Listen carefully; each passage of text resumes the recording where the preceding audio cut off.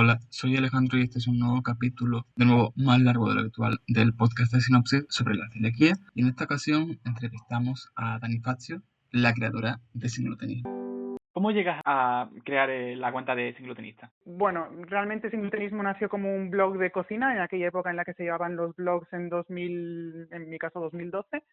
Y básicamente lo que quise hacer fue recopilar en un solo sitio todas las recetas que iba adaptando yo al mundo sin gluten, de las que había hecho toda mi vida, ¿no? Entonces yo lo que vi sobre todo fue que, claro, yo soy argentina, tenemos una gastronomía muy influenciada por la italiana, y yo veía que las recetas sin gluten que había en la blogosfera española no tenían nada que ver con lo que yo comía en mi día a día en mi casa, ¿no? Entonces, pues veía un poquito que era eso lo que podía aportar, ¿no? Esta cosa de recetas distintas. Luego es verdad que empecé a meter más información relacionada con el día a día, con enfermedad celíaca, hablar de etiquetado, que veía que pues todo el mundo tenía pues muchas dudas sobre cómo se leían los etiquetados, y yo pues lo tenía como muy claro. Luego pues tenía muchísima experiencia viajando y viviendo en otros países, entonces bueno, realmente tenía pues un perfil muy distinto a lo que había en ese momento y era un poco lo que yo podía aportar. ¿Fuiste la primera o había muchas más cuentas? No, había una generación, como quien dice, anterior de blogs antes de la mía. O sea, yo creo que hubo como 3 oleadas así grandes de blogs de cocina en ese momento, y la mía fue o sea, yo cuando llegué había gente haciendo retos de cocina y cosas así. Y claro, en 2012 no habría tanta información ahora como lo que la celiaquía, las asociaciones. Claro, no, es verdad que las asociaciones estaban bien conformadas y existían y todo. Sí que es verdad que en aquel momento no había en sus páginas web tanta información como a lo mejor la tienen hoy en día, y de hecho ciertas cosas que yo consideraba en ese momento que tenían que ser abiertas al público, y esas tenían exclusivas para los socios, ¿no? Obviamente siempre valorando y todo el trabajo de las asociaciones, ¿no? Pero pasaba una cosa, y es una página en mi web que se sigue visitando hoy muchísimo tiempo, que es o sea, muchísimas veces, que es la de la clasificación de los alimentos, ¿no? El listado de genéricos Sí. para el singlutenista medio es bastante referencia, y está en mi web, porque yo en su día dije, es que esto no puede ser que solo lo tengan los socios, ¿no? Con el tiempo, lógicamente, las asociaciones grandes, ¿no? Pues FAS, Celíacos de Madrid, de Cataluña, pues fueron poniendo este listado público en su web porque tenía todo el sentido, pero en aquel momento no estaba, y yo dije, bueno, pues lo voy a transcribir sin problemas de copyright, básicamente, y sobre todo, que es por lo que la mantengo hoy en día, pues dando explicaciones, ¿no? Es decir, no poniendo simplemente el listado, que es obviamente pues tenemos las fuentes originales y en las que yo me baso para elaborar el listado, sino pues explicándole al singlutenista de a pie pues qué significan las palabras que vemos en los etiquetados, que muchas veces pues por nomenclaturas técnicas y tal, pues se nos quedan en el aire, ¿no? De acuerdo. Y estudiaste arquitectura. Y claro, después de tantos años, supongo compaginando las dos cosas, ¿en qué momento decidiste sacar el título de dietista? Pues yo realmente, o sea, a mí me diagnosticaron en 2010 cuando yo estaba estudiando la carrera. Yo terminé mi carrera en 2013 convencida de que iba a trabajar de arquitecta. De hecho, bueno, estuve de prácticas de empresa en Varsovia en 2012, que fue justamente cuando se empezó a gestar. Luego lo hice más adelante, ¿no? Pero se empezó a gestar un poquito esto de cocinar más en casa y adaptar recetas. Y o sea, estuve trabajando en un estudio de arquitectura. Quiere decir que yo, vamos, en ningún momento pensé en dedicarme al singlutenismo, aunque ya empecé con el blog en octubre de 2012, ¿no? Todavía estuve un año más con el blog y con la carrera, o sea, estudiando, y cuando terminé, claro, y terminé en octubre de 2013, y claro, pues plena crisis inmobiliaria, no había manera de encontrar trabajo en ningún sitio, ni siquiera yéndome a otros sitios de Europa. Y realmente yo lo que hice en ese momento, bueno, aparte de volver a la casa de mi abuela porque no tenía ningún trabajo en nada, fue pues bueno, por a buscar lógicamente trabajo de arquitecta, y a la vez pues iba haciendo cosas en el blog y participando en las redes sociales. En aquel momento eran muy activos los grupos de Facebook, en fin. Y pues en esto del proceso de búsqueda de empleo conocí la iniciativa del Ayuntamiento de Oviedo, que es Oviedo Emprende, en la que, bueno, pues te ayudaban pues a poner en marcha tu propio proyecto. Y me acuerdo que llegué allí diciendo, bueno, pues yo por un lado soy arquitecta, he hecho esto y aquello, no sé cómo podría emprender en la arquitectura, pero bueno, es lo que soy, lo que quise ser desde los 7 años, ¿no? Y por otro lado, pues estoy con Sin Glutenismo, que ya estoy haciendo esto y aquello. En aquella época ya había empresas del mundo sin gluten, de alimentación, que estaban pues contactando conmigo para hacer colaboraciones, para mandarme cosas y demás. Y me acuerdo que en todo momento no de emprender me decían, bueno, pero puedes hacer las dos cosas, no son incompatibles, pero realmente no es compatible con la vida tener dos trabajos a la vez. Y entonces pues me centré mucho más en el tema de Sin Glutenismo como pues bueno, web de referencia, ya más allá del blog, de un blog de cocina, ¿no? También estaba haciendo talleres de cocina, bueno, en fin, como un poco más así, a profesionalizar todo el trabajo. También estaba haciendo charlas, obviamente siempre desde la perspectiva de paciente experta, ¿no? Me invitaban a asociaciones, con empresas y demás. Y esto pues duró mucho tiempo realmente, desde pues esto, ¿no? 2014, que sería en aquel momento, eh, que fue evolucionando, como quien dice, mi perfil, hasta que llegó un punto en el que dije, es que me quedo corta porque no le estoy pudiendo ofrecer al sin glutenista medio realmente un asesoramiento sanitario que está necesitando, ¿no? Yo ya me estaba dando cuenta, lógicamente, cosas que sabemos todos, que el manejo de la dieta sin gluten es exclusivamente dietético, ¿no? Y, eh, y bueno, que no, por supuesto, desde la perspectiva de paciente, no podía asesorar en según qué cosas porque es intrusismo, lisa y llanamente, ¿no? De hecho, en este proceso, varias personas me dijeron, oye, pues haz un cursito de 3 meses de estos, de ¿no? online, no sé qué, de nutrición y asesora. Y claro, no lo hice porque yo no lo veía claro, veía que había cosas turbias por ahí, efectivamente, eso sigue siendo intrusismo. Entonces dije, bueno, pues ya está, pues me voy a formar regladamente como tiene que ser y menos mal, porque una vez que me he estado formando en eso, en la formación reglada, que yo siempre he estado no pues leyendo papers científicos, acudiendo a congresos, en fin, que yo me he metido ahí, pues lógicamente como persona curiosa que soy, pero sin posibilidad de ejercer nada de ello, obviamente. Y claro, cuando ya me formé con una titulación sanitaria, dije, menos mal que no me metí yo en ese fregado porque la que podría haber liado. Ya ves. Mm. Y con todo el tema de publicar en tu página lo de los genéricos, ¿has tenido problemas con las asociaciones? Más allá de eso. A ver, yo creo que realmente el problema, no, como siempre, no son las asociaciones, sino las personas que pueden estar dentro de ellas y sus sesgos personales, como quien dice, ¿no? Entonces, hay personas dentro de las asociaciones que valoran mucho mi trabajo, que desde el primer momento, incluso antes de que existiera Singlutenismo, me apoyaron un montón. Yo siempre cuento que a mí me salvó la Asociación de Celíacos de la Comunidad Valenciana. A mí me diagnosticaron en Valencia, yo no tenía dinero para hacerme socia, me hicieron socia de gratis. Eh, y cuando necesitaba cualquier cosa me contestaban al correo, bueno, era la típica charla de bienvenida y todo esto, y participé como una socia más sin pagar la cuota, ¿no? Es una asociación, pues, muy profesionalizada, muy activa y muy, como quien dice, con esa visión común de conjunto, ¿no? Que es lo que tendría que ser. Claro que en el proceso me he encontrado con muchas personas, independientemente de lo del listado de genéricos, no ni mucho menos por eso, con mi primer libro, sin ir más lejos, con el manual ilustrado del glutenista, a las que les ha molestado mi trabajo y lo que yo hago porque lo veían y lo siguen viendo como una competencia, ¿no? Cuando en realidad estamos todos aquí remando por lo mismo y pues todos contribuimos a la mejoría de la calidad de vida del glutenista. Y sobre todo teniendo en cuenta que yo, pues ya te lo decía, ¿no? Yo en ese sentido siempre he sido muy responsable. O sea, yo no me he metido ni un pelito más allá de lo que me competía porque es peligroso, lógicamente, ¿no? Y de ejemplos de asociaciones que me han tenido cruzado, mejor dicho, de personas dentro de asociaciones que me han cruzado, te puedo dar infinitos. Te puedo hablar de la que me plagió una bolsa de la compra, de la que me plagió un iconito que hice por el Día del Pan, bueno, sí, otra de la asociación, una asociación que, o sea, es decir, una persona, una glutenista, me escribió a mí, me dijo que estaba recién diagnosticada y que no sabía a qué asociación apuntarse, ¿no? Entonces yo pues le dije, oye, pues yo me apuntaría en esta por esto y aquello.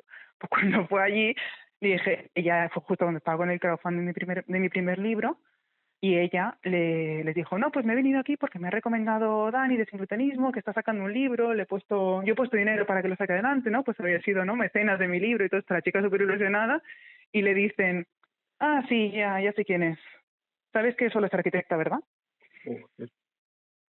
Claro. Y ya te digo que tanto hay estas personas como otras muchas que incluso antes de ser dietista y después de haberlo sido, eso, han contado mucho conmigo, yo con ellas, por supuesto, nos hemos ¿no? retroalimentado mutuamente y demás. Por ejemplo, Celiac Cataluña, que para varias de sus charlas me ha invitado, han apoyado muchísimo siempre mis libros. Cuando fue la primera jornada de la enfermedad celíaca en el Congreso, me llamaron a mí para representarlo. Mira, es que te lo digo y no me ves, pero se me pone la piel de gallina. Me llamaron a mí para representar la figura de los dietistas en el Congreso de los Diputados. O sea, para mí eso fue, junto con lo de la unidad de enfermedad celíaca, el pic de mi carrera, ¿no? Entonces, pues esto, que al final es la cosa de la gente que hay dentro, cuánto valora tu trabajo, cuánto lo envidia, cuánto le molestas, cuánto hace lo suyo independientemente de que tú hagas lo tuyo y ya está. Entonces sí, así a veces cuando abres camino pues molesta. Estuvimos hace un par de semanas reunidos con el presidente de la Asociación de Celíacos de Málaga y nos dijo que están perdiendo socios precisamente por las cuentas que se dedican a divulgar, pero también las que divulgan falsa información. O sea, este tema de por qué las asociaciones pierden socios, esto viene pasando desde que, por lo menos desde que yo soy un poquito más activa en esto. No te digo desde 2010 cuando me diagnosticaron, sí, pero sí 2012-2013, ¿no? Yo entiendo que les duele mucho el tema de perder socios, lógicamente. Pero yo creo que el problema está, y esto siempre ha estado como presente en el tema de las asociaciones, en que no hacen muy bien autocrítica, no saben reinventarse. Yo me acuerdo cuando empezamos con el tema de los grupos de Facebook, nos ponían a parir a todos porque madre mía, que están yendo a los grupos de Facebook y nos quitan los socios. Como, pero vamos a ver. y no, o sea, para que te hagas una idea, FACE, sin ir más lejos, no tenía una página de Facebook. O sea, no tenía creado su página de Facebook. Era como, pero que tenéis que estar en redes sociales porque la gente está ahí. Tenéis que ser vosotros ¿no? El punto también claro. de unión. No podéis decir, esto no existe. Imagínate dónde estaríamos hoy en día si esta gente no se hubiera metido en las redes sociales, ¿no? Lógicamente se quedan muy atrás. Sí. Pero también no hay que perder de vista, para mí, cuál es el papel de las asociaciones de celíacos. Es decir, son un punto de encuentro, son representantes nuestros de cara a las entidades, el tema de la validación de los restaurantes, que no deja de ser que están haciendo una dejación de o sea, que están cubriendo la dejación de funciones de la administración, en fin, un montón de cosas que, por cierto, en el manifiesto de Celiac Cataluña que hicieron para lo del Congreso, lo recogieron súper bien, ¿no? Esta cosa de vamos a devolver a las administraciones sus competencias y vamos a nosotros dedicarnos a hacer una asociación de pacientes, que es lo que somos, ¿no? Y por ejemplo, una cosa que hacen mucho las asociaciones y que no deberían hacer, que lo tendremos que hacer las dietistas y las nutricionistas, es esta cosa de asesorar al celíaco recién diagnosticado. Es decir, obviamente sí que tienen que ser ese punto de encuentro y esa comunidad y oye, pues te ponemos al tanto, ¿no? de lo que pasa en el mundo sin gluten, pero quienes hacemos educación nutricional somos nosotras. Quienes te enseñamos a hacer la dieta sin gluten somos nosotras. Entonces, claro, no puede ser que, bueno, por un lado, que estés metiéndote en cosas que no son tu trabajo, y por otro lado, que no sepas dar con la promesa que tú le tienes que hacer a ese paciente recién diagnosticado o a su familia, ¿no? Porque claro, esto ha pasado desde siempre, ¿no? En la asociación te decían, si quieres saber cuáles son los productos sin gluten que puedes comer, tienes que hacerte socia para que te demos nuestro listado. O los restaurantes en los que puedes comer, te tienes que hacer socia para que te demos nuestro listado. Claro, esto con la nueva norma, o sea, con la normativa de etiquetado de 2014, con el sin gluten, que ya estaba antes en 2009, y con el tema de las redes sociales y los restaurantes y demás, no te hace falta ser socio de la asociación para saber cuáles son los restaurantes aptos, porque de hecho la mayoría de ellos los tienen en sus páginas web. Tú realmente tienes que ser socia para apoyar que pueda existir una seguridad alimentaria en esos restaurantes, que es bien distinto. Pues claro, si no sabes vender bien tu promesa, el celíaco dice, o sea, tú le prometes a tu celíaco, que solo va a saber qué comer sin gluten y dónde comer sin gluten si es socio, y ve que lo consigue por otro lado, pues no te va a creer y no se va a hacer socia. Es que es de cajón. Sí, o pasas un producto por el escáner y te dice, no está. Lista. Claro. ¿Y cuál es? Claro. o cuando te funciona la aplicación, en fin, jolín, que sé que es duro, da mucho miedo porque realmente son entidades con muy poquitos recursos, porque en general las cuotas dan para lo que dan, es que ¿cuánto se paga? Dependiendo de la asociación, pero entre 50 y 70 euros. Sí, creo que en Málaga está en 42 y Mira, la mitad va para fase. Sí, sí.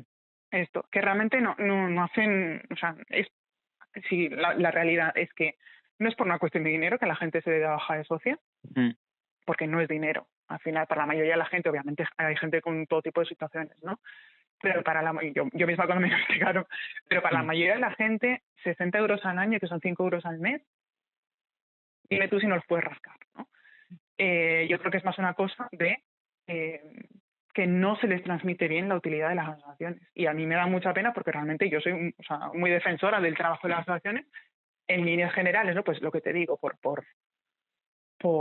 su labor, por la labor que tienen, pero es verdad que luego pasan estas cosas de, pues según la persona que esté o las personas que estén dentro, pues las cosas van mejor o van peor. Y eso, pues no le quito razón al celíaco que se da de baja porque dice, mira, va por culo, porque para esto, pues nada. Sí, también.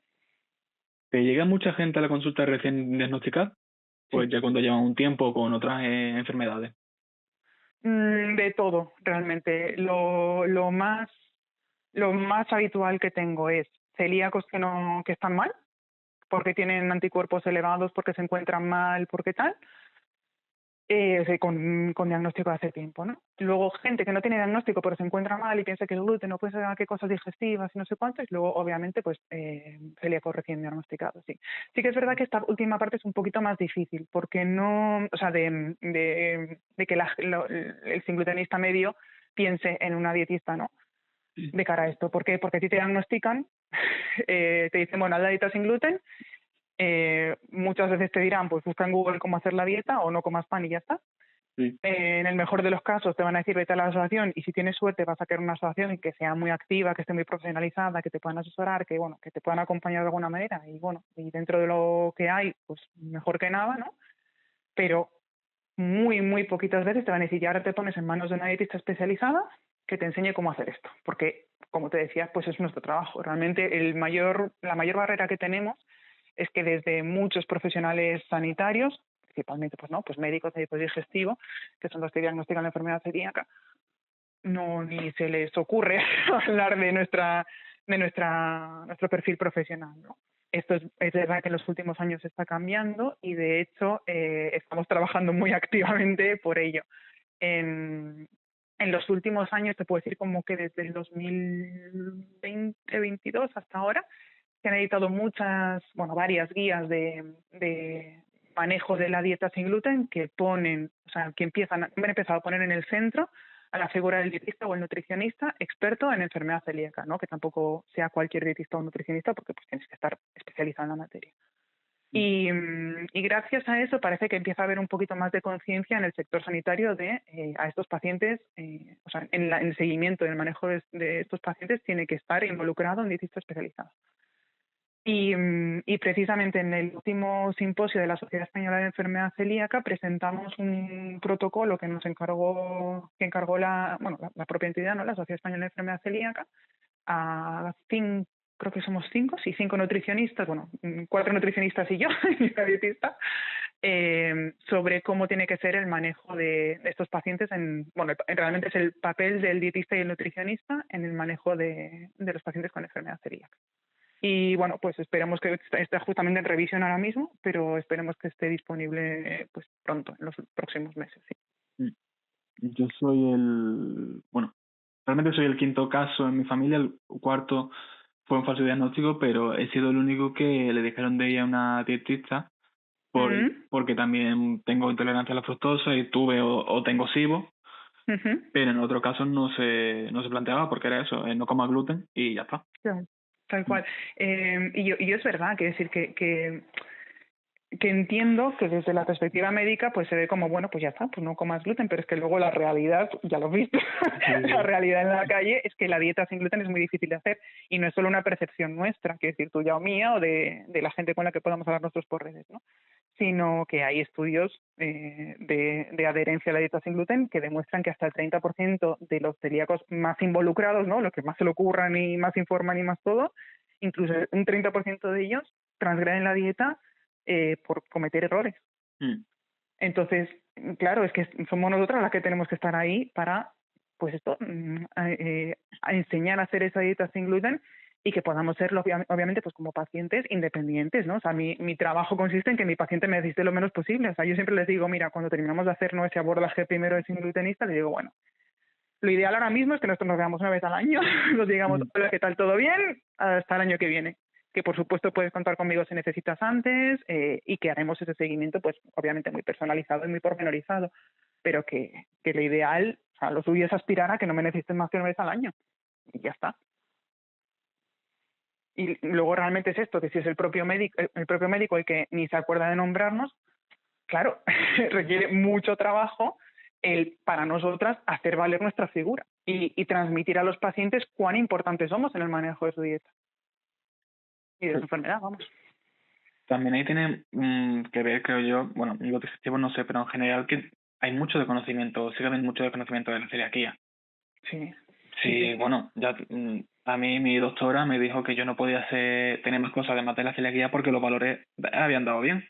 Porque, ya te digo, asintomático, empieza a comer con la dieta sin gluten en el colegio y empieza a tener todos los síntomas. Y digo, esto algo están haciendo mal y era la fructosa. O el tema de que a una determinada edad no puede ser celíaco, ese tipo de cosas. Yo cuando llegué a Madrid, pues que hace 9 años ya, pues lo típico de, bueno, pues voy a empezar a llevar mi tubo sin glutenista aquí. Y bueno, mi médica decía, bueno, pero porque yo le dije, bueno, si me deriva digestivo, ¿para qué tal? Y me dice, no, aquí no lo hacemos en digestivo. Bueno, pues mientras me pide lo que me tengo que pedir, me da igual. El caso es que cuando me salieron los anticuerpos negativos, me dice, uy, a ver si me vas a hacer celíaca. Y yo, señora, no me puede decir esto en una dieta sin gluten. Claro. ¿Cómo manejas el tema de la desinformación en la consulta? Porque supongo que alguien te llegará o que no sabe muy bien del tema o el lío con muchas veces que se dice intolerancia al gluten que no existe. Con argumentos. O sea, obviamente, cuando la gente llega a mí ¿no? con sobre malinformación, ¿no? Esta cosa de he oído 20.000 cosas y no sé ya qué es cierto, y de hecho es uno de los motivos por los que realmente acaban yendo ya no solo en Mundo Sin Gluten, sino en general acaban yendo a una consulta dietética, esta cosa de yo ya no sé qué es bueno y qué es malo, ¿no? Pues muchas veces acuden a nosotras precisamente para obtener claridad mental entre tanto ruido y tanta infoxicación. El caso es que o sea, por suerte o por desgracia, a mí me gusta mucho explicar las cosas y siento que se me da bien transmitir las ideas. Es verdad que me enrollo un montón, pero al final la gente, o sea, como que al darle los argumentos de por qué las cosas son de cierta manera, utilizar un razonamiento como muy lógico, la gente, o sea, como que le encaja todo, le encajan las piezas y en el momento en el que la gente nota que le van encajando las piezas de lo que le voy diciendo, confían. Al final entiendo que siempre, ¿no? Hay un trabajo de confianza que tenemos que hacer y pues esto cuando te encuentras perdido no sabes en quién realmente puedes confiar. Entonces, bueno, pues está en mi mano ganarme esa confianza, como quien dice. Y algo que yo creo que cuesta mucho a la gente es la medida de partes del millón, si lo tengo bien apuntado. Sí. ¿Cómo se explica que a partir de una determinada medida, por ejemplo, los bombones Lindt, que siempre hay mucha polémica de si se puede y si no, ¿cómo se explica eso? Vale, el tema de los bombones Lindt es muy particular, no tanto por el tema de las partes por millón, sino porque tienen malta de cebada. La malta de cebada es un producto que consideramos de muy alto riesgo. ¿Por qué? Porque proviene de un alimento que originalmente tiene gluten, ¿no? Como la cerveza que se hace con malta de cebada o cualquier producto que se hace con almidón de trigo, ¿vale? Entonces, como tiene un altísimo riesgo de no haberse, entre comillas, desglutenizado adecuadamente, hay que ser muy rigurosos y muy pormenorizados en lo que es el control y la seguridad alimentaria de todo esto. Lindt podrá hacer todo esto bien. Yo no digo que no. Lo que pasa es que nosotros no podemos saberlo si no entramos a hilar todo eso fino, ¿no? Es decir, si no entramos a ver cuál es el método analítico que han utilizado, qué resultados han dado, si analizan todos los lotes, en fin, una serie de cosas que lógicamente el consumidor de a pie no va a hacer y que no tiene por qué saber ni va a hacer. ¿Qué nos ahorra todo este trabajo? La certificación LS. La certificación LS nos garantiza que se siguen todos estos pasos para asegurarse de que el producto final sin gluten con todas las de la ley, y nos resulta imprescindible en este tipo de productos, que son de muy alto riesgo, porque sabemos que eso, que han hecho efectivamente todos estos pasos de este tipo de ingredientes. Entonces, esto es distinto al tema de las partes por millón. El tema de las partes por millón se basa en un estudio científico bastante polémico, porque pues es muy chiquitín. Fue una muestra, fue muy corto en el tiempo y una muestra muy pequeña, que básicamente lo que hizo fue coger a celíacos y darles 0 gramos de gluten, 10 gramos de gluten y 10 miligramos de gluten y 50 miligramos de gluten durante, creo que eran 3 semanas, no me acuerdo el tiempo, pero bueno, durante varios días, para ver qué efectos tenía esto a nivel inmunológico, ¿no? de anticuerpos y, ¿cómo se llama? Bueno, de las vellosidades intestinales, histológico.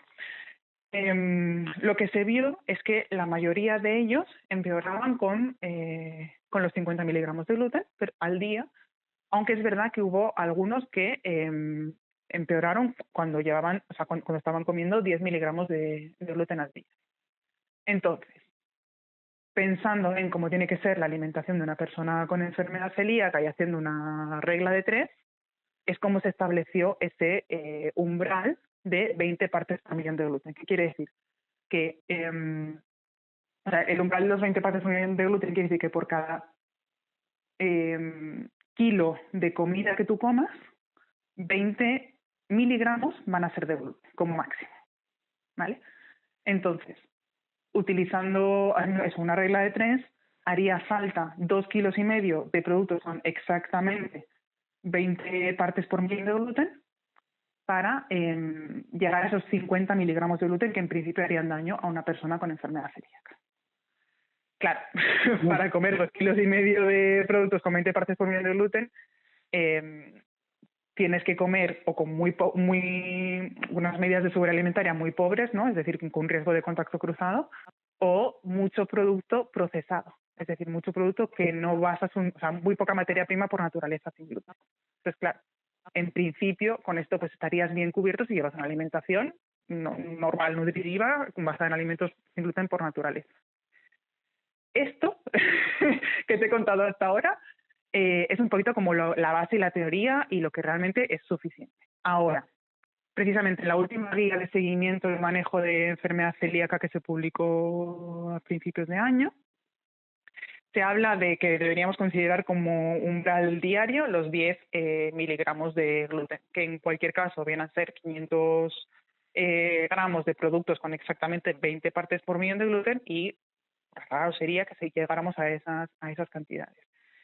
Luego, aparte, esto se utiliza, todo ese tema de las partes por millón y demás, se utiliza mucho para demonizar los productos específicos sin gluten. Es decir, vemos mucho por redes sociales de profesionales y divulgadores no profesionales sanitarios que dicen que no, pues me han subido los anticuerpos o me ha salido un test de detección de gluten en orina positivo porque he comido, yo qué sé, pan para desayunar, pasta para comer y galletas para merendar. Entonces son muchas partes por millón y muchos miligramos de una cosa y otra y acaban sumando y terminamos teniendo demasiado.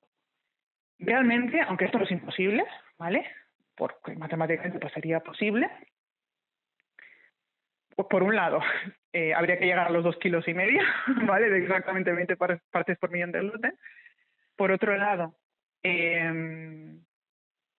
los productos que encontramos en el mercado y muy concretamente los productos específicos y ya más los que tienen sello LS, el contenido de gluten tiende a 0. No tiene 18 partes por millón de gluten. ¿Vale? Entonces, ¿dónde está el riesgo? Uno, en el resto de productos procesados que no son ni siquiera los productos específicos, que comparten líneas de producción o que la producción es un poquito como distinta, ¿no? Y que aún así siguen siendo sin gluten porque tienen, no sé, 16, 18, 10 partes por millón. Y luego, que para mí es lo más importante, esto quita el foco de lo que realmente puede estar pasando ahí. Y es que te estés contaminando con otras muchas cosas que no son el comer demasiado producto procesado. que estés no sabiendo leer etiquetados, que estés manejando mal la dieta fuera de casa, que no estés manejando bien el contacto cruzado dentro de casa o en la casa de familiares, en fin, ese tipo de cosas. Entonces, para mí es muy peligroso todo este discurso que hay en torno a esto, uno, porque demoniza el tema de los productos procesados, y dos, porque no permite localizar al verdadero culpable. El sello LC, exactamente, ¿qué mide? El LS, dices. Sí. Sí. En cuanto a partes por millón, a contenido, mide hasta 20 partes por millón. Es decir, considera sin gluten cualquier producto que tenga menos de 20 partes por millón. Lo que es el umbral es el mismo que la normativa vigente en España, ¿no? O en Europa. Lo que pasa es que, bueno, aparte de que, a ver, pasan dos cosas. Uno, que el etiquetado sin gluten, el regulado por la normativa, se basa en el sistema de autocontrol. Es decir, yo, fabricante de chocolates, considero que todos los pasos que he llevado a cabo son adecuados para evitar el contacto cruzado, aquí no hay riesgo de gluten, te pongo el sin gluten. ¿Vale? Lógicamente, pues toca hacer analíticas periódicas para ver el producto final, si lo considero haré analíticas de puntos críticos de control y demás, pero lo único que tengo que cumplir es que si cualquier persona coge y analiza esta chocolatina, esto va a ser sin gluten. ¿Vale? Y este sistema de autocontrol, aunque suena un poquito como lo dejamos muy en sus manos, realmente está bien, funciona. En la mayoría de los productos, menos en los de alto riesgo que veíamos antes, ¿no? ¿Por qué te digo que funciona? Porque la industria alimentaria completa se basa en el sistema de autocontrol, ¿no? Todo lo que es, ¿no?, evitar toxificaciones alimentarias y demás se basa en el sistema de autocontrol, y esto está muy bien y en nuestro contexto es maravilloso. ¿Qué hace el sello LS? Hace que esa empresa se vea expuesta, ¿no?, se vea sometida a un ojo externo, a un tercero, al que le tiene que rendir cuentas, ¿no? Pues viene tiene que analizar sus productos y tiene que seguir una serie de cosas según una entidad acreditada, un laboratorio acreditado por la ENAC. Tiene que analizar concretamente una serie de cosas, ¿no? Pues yo qué sé, no solo el producto final, sino pues 3 puntos críticos de control, o dependiendo del tipo de producto tiene que analizar absolutamente todos los lotes, o en fin, todo eso. Entonces como que da unas garantías añadidas que, como decía, en algunos productos es imprescindible y en otras cosas es pues ponerse una medallita, y que está muy bien esto también. Por lo demás, el umbral de detección que da por válido es el mismo, es el de 20 partes por millón. Vale. Y lo que has comentado antes de la contaminación cruzada, eso también entra dentro de parte de tus funciones, el explicar. Sí, claro. Y eso realmente es que yo lo tengo muy similar porque, claro, cuando me diagnosticaron la celiaquía, ya ese discurso estaba muy machacado en mi casa, pero ¿cómo le explicas a alguien el tema de la contaminación cruzada? De que no puedes tocar con el mismo cubierto tal la ventilación. Hay una analogía que a mí me gusta mucho. Lo que pasa es que involucra tener unos conocimientos básicos de cocina y seguridad de los alimentos, y no todo el mundo las tiene, ¿vale? pero lo voy a intentar. No sé si tú sabes que el pollo crudo es un alimento de muy alto riesgo de toxinfecciones alimentarias, ¿no? Tú en una tabla en la que has cortado pollo crudo no puedes cortar, por ejemplo, un tomate que te vayas a comer crudo, porque te puede dar un chungo gordo, ¿vale? Pues lo mismo pasa con el gluten. Imagínate que fuera pollo crudo que está tocando el cuchillo o la tabla o la tostadora o no sé cuántos. Cuando yo voy a poner mi comida ahí, me la va a contaminar. Como comentaba antes de la Asociación de Celíacos de Cataluña, la jornada que se hizo en el Congreso, ¿crees que se está yendo en buen camino hacia una legislación que nos proteja y que, no sé si la palabra adecuada es beneficiar, pero sí que se nos tenga en cuenta a las personas con celiaquía y con otras patologías similares? Por hacer un disclaimer inicial, yo creo que nos estamos olvidando mucho de las personas que están en el limbo diagnóstico o que tienen un diagnóstico de sensibilidad al gluten no celíaca, y creo que esto lo vamos a acusar pronto. De hecho, las personas afectadas, cada cosa que sale sobre enfermedad celíaca dicen, ¿y las personas con sensibilidad? Claro. Y yo estoy completamente de acuerdo. Es verdad que el tema del diagnóstico de la sensibilidad es muy complicado, y entiendo que también por ahí no se pueden mojar demasiado, ¿no? Pero bueno, hablando de cómo están yendo las cosas, yo sí que creo que hay progreso. Yo lo de la jornada del Congreso me pareció un éxito rotundo.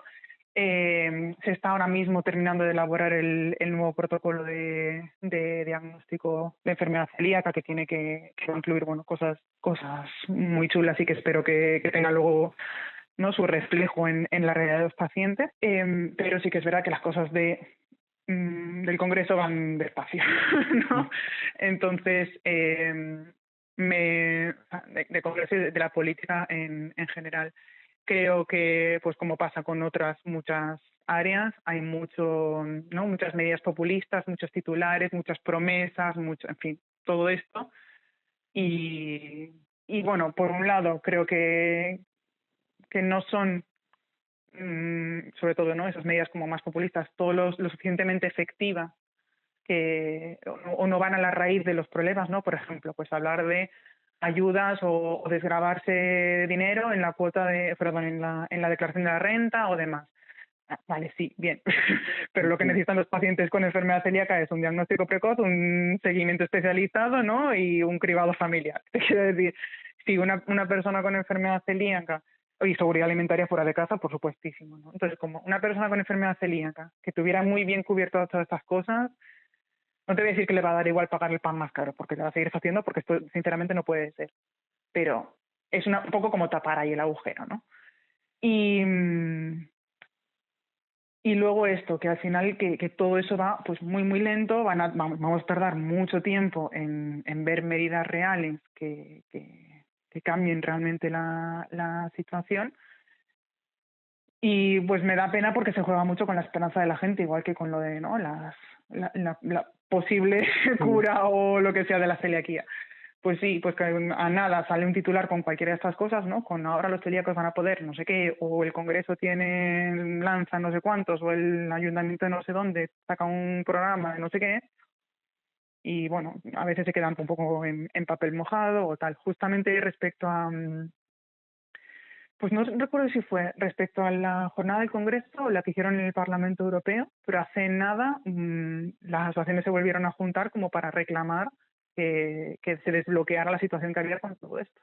La semana pasada hubo una comparecencia en el Senado que llevaron al presidente de FACE y el jueves, de hecho, nos vamos a reunir con el senador, que da la casualidad de que es de Málaga, para ver cómo va la cosa. Porque es verdad que la PNL que se aprobó era, a ver, yo lo considero súper ambicioso y que en cierto sentido está bastante bien, pero de ahí a que se pueda cumplir o cómo se cumpla, por ejemplo, lo de garantizar la oferta de un menú sin gluten en las administraciones públicas. Pero es que se supone que ya debería ser así, ¿no? No sé hasta qué punto. ¿Por qué? Sí, pero por ejemplo, en mi caso, mi facultad se supone que está asesorada por ACEMA y fui a preguntar el tema de la comida y el ejemplo que me puso, yo digo, lo que está mal es que no lo puedo hacer peor. Lo típico de cuando llegas te dice, no, yo soy celíaco. Sí. Y que cogían las migas con gluten y otra, no me acuerdo de comida era, con las mismas pinzas que no pasaba nada. Claro. Si ya se supone que hay medidas y no se cumplen. Claro, es que esa es la cuestión. Realmente, obviamente no se puede ofrecer, ¿no?, soluciones sencillas a los problemas complejos. No se puede. Y por eso justamente, o sea, si hablamos, por ejemplo, de bien sea en entornos, ¿no?, públicos, comunitarios, centros sanitarios, lo que sea, o lugares privados, ¿no?, como un restaurante, o una residencia pública o privada, ¿no?, de escolar o de ancianos o lo que sea. Que hay que poder garantizar la seguridad alimentaria de los englutenistas, es que es de cajón. Que esto se va a conseguir diciéndoles, no, pero hacedlo bien. No. O sea, hace falta un entramado muy grande de muchos recursos para poder llevar esto a cabo. Pero es como si dijéramos, no, es que necesitamos, no garantizamos la ausencia de salmonelosis. ¿Sabes? Es como, no, o sea, poner las pilas. Entonces, creo que hace falta eso, pues sí, desarrollar con técnicos especializados en la materia cómo se tienen que cumplir todas estas cosas. Lo que no vale es que, ¿no?, pues quien gobierne o quienes legislen hagan un listado de las cosas que, ¿no?, de lo que incluye la ley o la norma o lo que sea, de garantizar un menú sin gluten en las universidades públicas. Y ya está, es como, ¿cómo? O sea, esta es la cosa, ¿no? Tiene que haber como un pliego de condiciones, en fin, muchas más cosas, o que les hagan pasar, pues no tengo idea, informaciones con auditorías, con no sé qué, con lo que están haciendo, picando piedra muchas personas en las asociaciones y pues esto, ¿no? Cubriendo la función que es de la administración. O sea, Bueno, el sin ir apoyo más ahí lejos, real. claro. Sin ir más lejos, en eso lo que me dices tú de la asociación de ACEMA y de tu universidad, es que son, o sea, es como, bueno, tenemos el sellito, pero luego realmente en la realidad no se hace bien y no puede ser. Mm. Tiene que poder quedar constancia en algún lado y no que sea, bueno, pues entonces lo quitamos, ¿no? Yo he leído siempre mucho el tema de las cadenas de restauración rápida. Ujú. ¿No son fiables? No es que por ser cadenas sean menos fiables que otras cosas, ¿eh? Primero depende mucho de la cadena, porque cada cadena de restauración validada por una asociación, FACE o celíacos de insensibles al gluten o Celiac Cataluña, o sea, es decir, estas entidades no solo tienen unos protocolos distintos para cadenas respecto a lo que es restauración, ¿no?, de restaurante de a pie, sino también que entre cada cadena, dependiendo del producto, de cómo es la empresa, si es franquicia o no franquicia, pues funciona de maneras distintas y lógicamente pues los técnicos que trabajan en ello lo tienen que tener todo en cuenta, ¿no? ¿Qué pasa con el tema de las cadenas? Por un lado tenemos una parte buena, entre comillas, que es que el trabajo que se hace ahí está hecho para no pensar.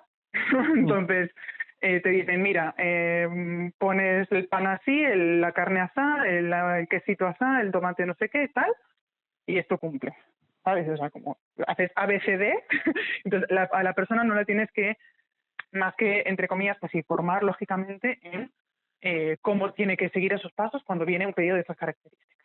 Entonces, bueno, dentro de lo malo, es como, bueno, no hay casi margen de error, ¿no? Pero, por otro lado, es una mano de obra, en general, bastante poco cualificada, a la que además no le importa nada, o sea, no sé, no porque no les importe y sean malas personas, ¿vale? Pero no se ha pero trabajado, sí.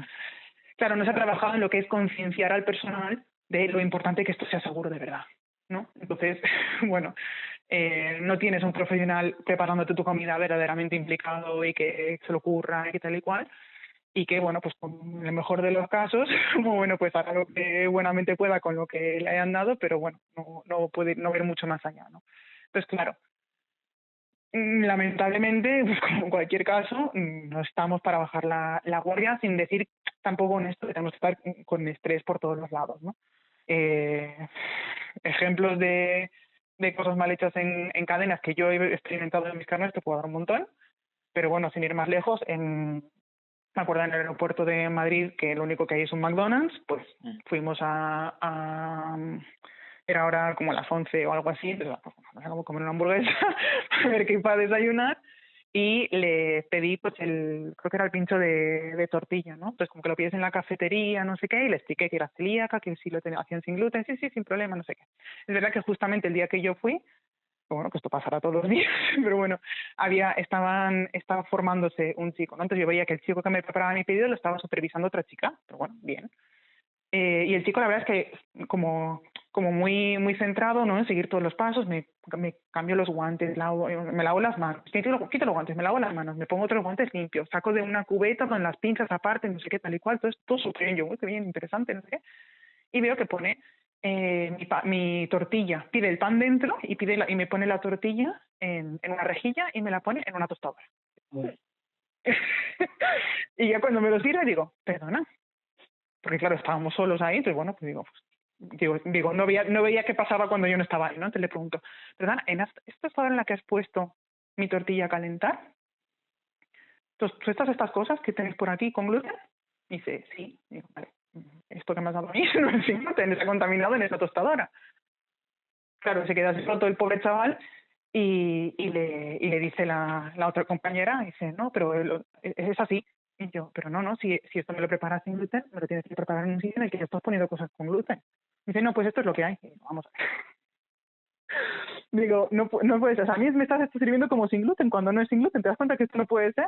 Digo, mira, déjame hablar con la encargada. Y ya viene la encargada y dice, no, es que te tendrían que haber pedido sacarlo todo desde dentro.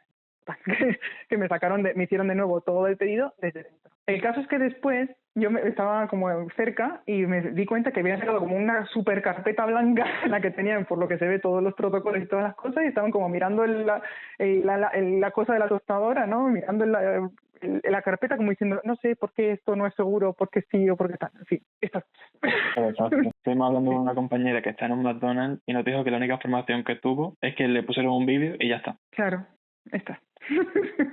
Luego han pasado cosas que se supone que ahora están ya corregidas, pero han estado pasando durante un montón de tiempo, y a mí esto me parece una falta gravísima. No sé si sabes cómo son los protocolos de las pizzerías validadas por fase.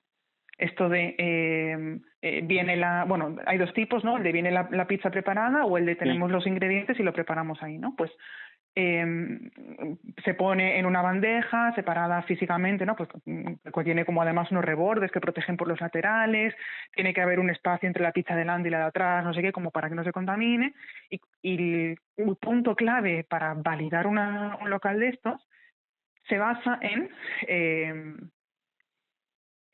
que no haya harina en suspensión, porque ese es el mayor riesgo que tenemos en pizzerías, obradores y demás, que haya harina de trigo en suspensión y esto pueda contaminar nuestra comida, ¿no? ¿Cómo se soluciona esto en las cadenas de pizzería? Que es magnífico, no utilizando harina en suspensión, no utilizando harina suelta en las pizzerías. Es decir, las pizzas con gluten se estiran con sémola de arroz o almidón de maíz, quiero recordar, dependiendo un poquito de la cadena. Pues yo he sido conocedora de dos situaciones. Uno, en un telepizza ver el paquete desde la calle, el paquete de la sémola de arroz apoyado en la ventana y que pusiera que tenía trazas de gluten. Es de maravilla. Claro. Y la otra fue que me pasó con mi hermano. Resulta que mi hermano fue a un pizzería Carlos a comprarse una pizza con gluten, todo normal, y vio que tenían lo de las pizzas sin gluten. Entonces les pregunto, oye, ¿cómo lo hacéis? No sé qué tal. Y dicen, no, pues así, ya sabes, no sé qué. Pero tenéis harina con gluten ahí. Y dice, sí, estiramos las pizzas con harina de trigo. Y claro, me lo contaba mi hermana y yo, se han equivocado. O sea, la persona habrá visto un paquete con polvo blanco y habrá dicho harina de trigo. Se habrá equivocado. Total. Que pasé yo después, unas semanas después por ahí, y pregunté y me dijeron, sí, es harina de trigo. Y digo, te estarás equivocando. ¿Me puedes fíjate por favor en el paquete? Me fue para atrás la persona y me dice, es harina de trigo ya. ¡Qué fantasía! Hablando con Face, lo que me dijeron es, no, sí teníamos, había algunos locales con harina, o sea, a los que ya se le había cambiado a la sémola de arroz, y otros en los que todavía estaban en proceso de quitar la harina de trigo. Es como, ¿y? O sea, claro, y yo digo, pues mientras tanto no le pongas la pegatina o no le incluyas en tu aplicación este local como validado y espérate a que puedan tenerlo todo limpio y todo con los ingredientes bien y ya está. No, pero hemos hecho analíticas y ha salido todo bien. Es como, pero vamos a ver, la seguridad alimentaria no va de hacer las cosas de cualquier manera y analizar el producto final a ver si tiene o no gluten, salmonela, listeria, lo que sea, ¿no? Va de cuidarlo todo en el proceso y si acaso luego analizar el producto final o los productos intermedios, otros puntos intermedios, lo que quieras también, pero no va de hacerlo de cualquier manera a ver si cuela y esta vez se ha contaminado y la siguiente no. No tiene ningún sentido. Luego esto ya, claro, con el tiempo, pues ya pues se ve que hoy en día todos los pizzerías Carlos ya tienen la sémola de arroz, pero durante todo este tiempo, ¿qué pasó? Qué peligro. Es que no puede ser. El tema de los Burger King, de que sí, hay algunos con patatas, otros que no saben muy bien por dónde les da el aire, y es como, bueno, yo entiendo que los niveles de rotación súper claro, pero digo, un poco de formación. Realmente son ese tipo de establecimientos en los que es como, bueno, minimiza las veces que vayas dentro de lo posible. Sé que muchas veces no es posible, yo qué sé, Jolín, vas a un centro comercial, los chavales adolescentes que empiezan a salir y se pasan la tarde en el centro comercial o en el centro cerca de casa. Ya está, o sea, esto. Procura en la medida de tus posibilidades hablar con el encargado, que sea el encargado quien, ¿no?, prepare tu pedido o supervise o lo que haga falta, cosa que pues minimice los riesgos dentro de que, bueno, ni en ninguna cadena ni en ningún sitio el riesgo cero no existe. Y luego, por ejemplo, en Burger King, cuando las patatas fritas, o sea, ahora mismo, si no recuerdo mal, las patatas fritas son todas sin gluten, pero durante un montón de tiempo, hasta hace muy poquito, las tipo gajo no eran sin Sí. gluten. Vale, pues otra cosa más. Esta gente estaba friendo las patatas, todos los tipos de patatas, en la misma freidora con el beneplácito de FACE, porque luego ellos habían analizado y daban menos de beneplácito. Vamos a ver. ¿Cuántas patatas has analizado de las millones de patatas fritas que se harán por semana en Burger King? O sea, no tiene sentido. Y luego, vale, te compro. Pongamos que la muestra analítica ha sido representativa, que ha salido todo bien, que no tenemos que preocuparnos, que no hay para tanto, que lo que quieras. Vale, te lo compro. ¿Qué pasa si a mí me llega mi pedido a mi casa y me estoy comiendo mis patatas fritas y me aparece una patata de las con gluten mezclada con las mías? ¿Qué es lo que me pasa a mí? ¿Ese contacto directo de tocando no se contamina o qué? Yo me llegué a encontrar semillas del pan que tiene el con gluten en el sin gluten. Y yo porque me pongo a revisar todo 1000 veces por el tema de que soy asintomático, pero otra persona que le diga, no, en el McDonald's puedes. Y es que realmente es la cosa de vamos a hacer todo lo que esté en nuestra mano, ¿no? Para minimizar los riesgos, ¿no? Cuando hagas un pedido a domicilio y vas a pedir que por favor te lo ponga en una bolsa aparte, o sea, vas a ponerlo todo de tu mano, ¿no? Vas a fijarte que en tu hamburguesa no hay semillas, en fin, toda la cosa. Y habrá veces que por mucho que lo hayamos hecho todo súper bien, nos la van a liar. Y no solo en cadenas, en restaurantes validados, o que nosotros mismos nos olvidemos de fijarnos si este producto sigue estando etiquetado sin gluten. Y por costumbre lo sigas comprando. Como lo que ha pasado ahora con Mercadona, que han cambiado un montón de etiquetados y la gente no lo había mirado, ni Mercadona había dicho en un cartelito, ahora tiene gluten. Y no solo, claro, no solo etiquetados, fórmulas. O sea, porque una cosa que hizo mucho Mercadona fue quitar sin gluten, pero luego ya decir aquí yo no sé nada, ¿no? Sí. Me lavo las manos, figuradamente, por lo que se ve, literalmente no mucho, pero fórmula directamente, que ya le pasas a incluir un ingrediente con gluten. Sí. Entonces sí, que al final tenemos que estar atentos, tenemos la suerte de que no tenemos una alergia alimentaria que nos quedamos ahí, pero obviamente ninguna contaminación es deseable. Así, en este ratito esperamos que le hayamos acercado la realidad que vivimos las personas celíacas y que comprueben que padecer esta enfermedad no es solo no comer gluten y que por un poco de gluten sí pasa. Se despiden por hoy Cristina Miguel, Cristina Luque, Claudia Ramírez y un servidor, Alejandro Morales.